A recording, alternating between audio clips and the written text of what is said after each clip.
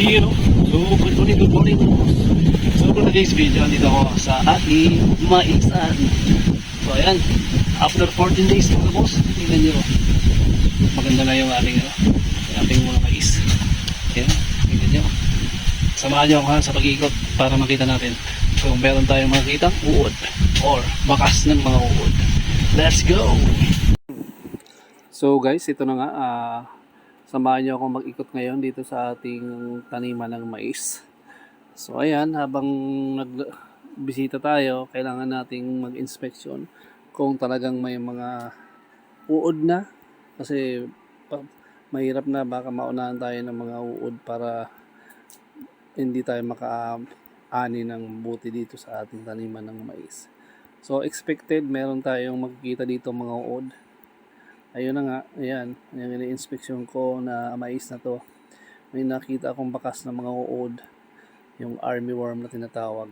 So wala pa akong nakita dyan, pero meron bakas. So hahanap pa tayo, lipat tayo ng mga mais, inspeksyonin natin na mabuti para sigurado tayo na kapag nag-spray tayo ng para sa uod ay hindi masayang yung pang-spray natin. So we have to make sure na yung yung chemicals or yung gamot na i-spray ay may tatamaan talagang mga uod.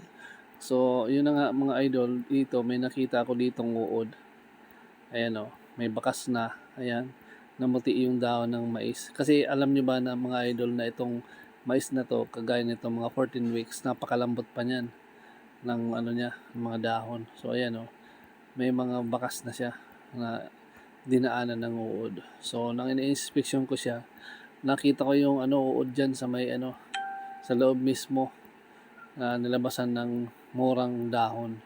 So ayan, kinukuha ko na yan. So ayan kita nyo yan mga lodi, yung army worm kulay green. So ayan, natanggal ko.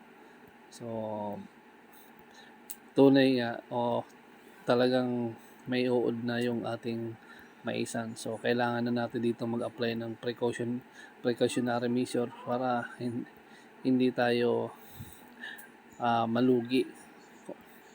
Kasi pag naubos to, na-infect agad ng maraming uod, wala, ubos yan, yung kalawakan na yan. Sigurado yan, ubos yan. Kasi napakamura pa ng mga dahon na yan. So napaka-prone yan sa army worm. So kanina nga mga lodi, nang bumili kami ng abono para dito kasi malapit na mag 20 days yung ating mga mais.